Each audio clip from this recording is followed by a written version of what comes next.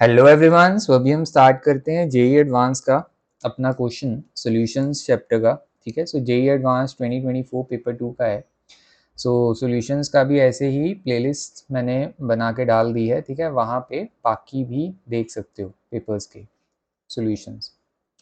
सो क्या है इसमें, vessel 1 contains W2 grams of a non volatile solute X in W1 grams of water, और एक वेसल 2 है जिसमें W2 grams है another non volatile solute Y का dissolve in W1 grams of water.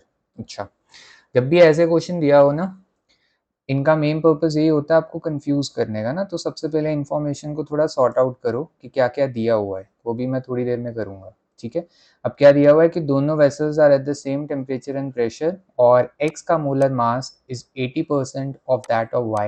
एक ये इन्फॉर्मेशन है, और दूसरी वांट ऑफ फैक्टर के रिगार्डिंग इन्फॉर्मेशन है कि x का van't Hoff factor is 1.2 times that of y for the respective concentrations जो भी हैं उनकी ना।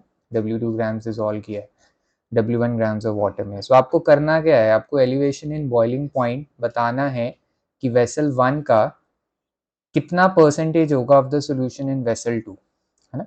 सो यहाँ पे हमें करना क्या है, एलिवेशन इन बॉइलिंग पॉइंट निकालना है फॉर द वेसल 1। तो इसको मैं बोल देता हूँ जिसमें x डिसॉल्व्ड है, ये वो कितना परसेंटेज है of the elevation in the boiling point of vessel 2 जिसमें y डिसॉल्व्ड है। सो इन दोनों का आपको करना होगा। तो मैं रेशियो निकाल लूंगा, रेशियो को परसेंटेज में कर लूंगा। मतलब यहाँ पे मैं क्या करूंगा, elevation in boiling point vessel 1 में to that of elevation in boiling point vessel 2 में, ये रेशियो निकालूंगा।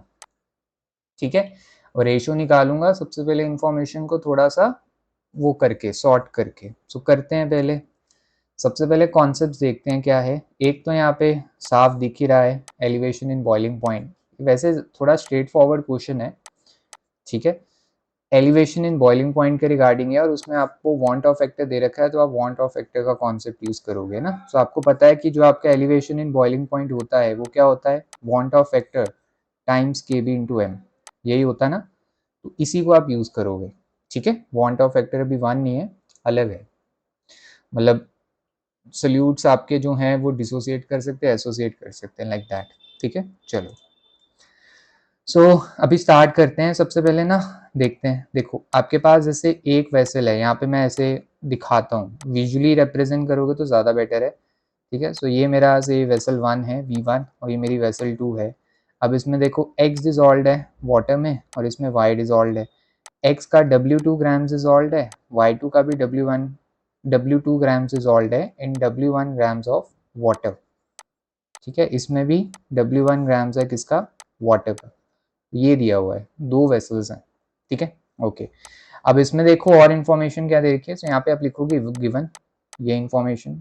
ठीक है, उसके बाद क्या दिया हुआ है कि x का molar mass, so molar mass of x से mx है। ठीक है, it is 80% that of the molar mass of y।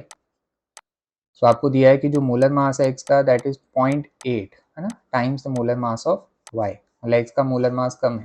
ठीक है, बट x का वांट ऑफ फैक्टर ज्यादा है। दूसरी इंफॉर्मेशन क्या है कि जो वांट ऑफ फैक्टर है x का that is 1.2 times the want Hoff factor of y।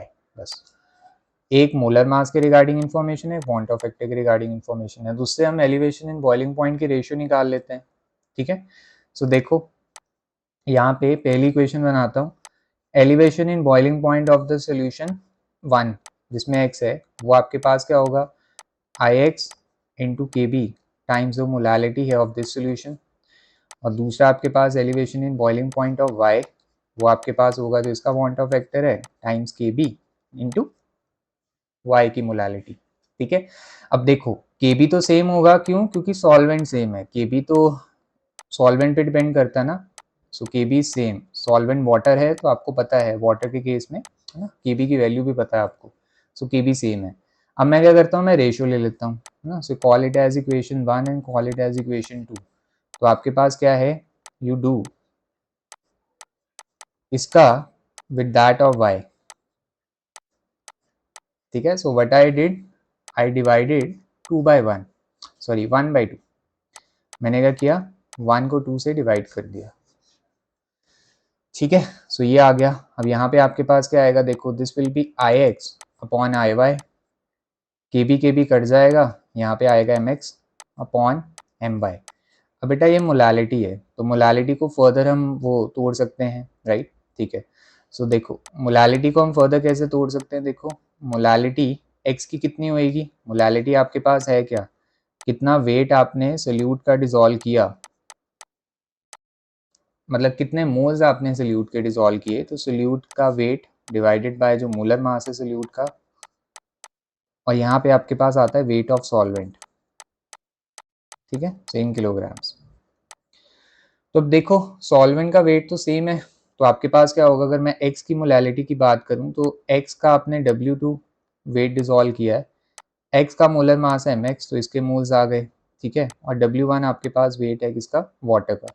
Similarly molality y की क्या होगी, उसका आपने W2 वेट डिसॉल्व किया है, मोलैलिटी y की निकालने के लिए आपने y के मोलर मास से डिवाइड किया, ठीक है, और यहाँ पे W1 क्योंकि same weight of solvent water में डिसॉल्व किया ना दोनों, तो सही हो गया, ठीक है।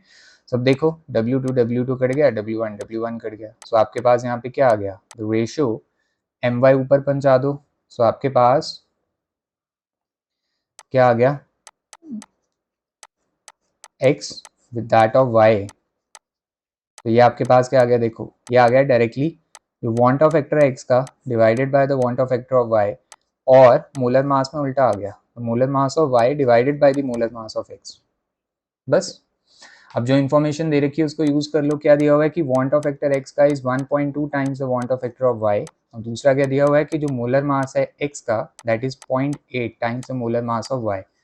तो कर लो, देखो ये आपके पास इसकी जगह लिख दिया 1.2 times the want Hoff factor of y, ठीक है, और यहाँ पे हमने क्या लिख दिया, मोलर मास ऑफ y, नीचे आपके पास आ गया 0.8 times the molar mass of y, तो ये कट गया, ये कट गया, तो आपके पास क्या आ गया, सिंपली 1.2 को आप 0.8 से डिवाइड करोगे, so this comes out to be 1.5, ठीक है, मतलब आपके पास क्या आया, जो एलिवेशन है बॉइलिंग पॉइंट का ऑफ द सॉल्यूशन x, वो आपके पास आ गया 1.5 times the elevation in the boiling point of the solution y, solution of y, बस ये आ गया। अब परसेंटेज बतानी है, सो 1.5 टाइम्स है बेटा, तो 1.5 टाइम्स है, इसको आप 100 से मल्टीप्लाई कर दो तो परसेंटेज आ गई कितनी, 150%, ठीक है। इसका मतलब क्या है कि जो B है उसका elevation in boiling point, sorry जो मतलब वेसल 1 में x है, उस केस में एलिवेशन इन बॉइलिंग पॉइंट ज़्यादा आया in comparison to that of y, ठीक है, सो ये है 150%। तो परसेंटेज में पूछा हुआ था, तो आपका जो आंसर बनेगा वो आपके पास क्या बनेगा, देखो यहाँ पे, सो आंसर विल बी 150, ठीक है, सिंपल इंटीजर, तो ये आपका आंसर है। तो सिंपल था, स्ट्रेट फॉरवर्ड क्वेश्चन था, इसमें कुछ ज़्यादा था नहीं, एक ही कॉन्सेप्ट लगना था। आई होप आपको समझ आया है, बाकी भी आप चैप्टर्स के सॉल्यूशंस देख सकते हो, जेईई एडवांस की प्लेलिस्ट है, 2020 से 2026 मैंने कवर किए हैं चैप्टर्स फिजिकल के, ठीक है। सो मिलते हैं देन, बाय।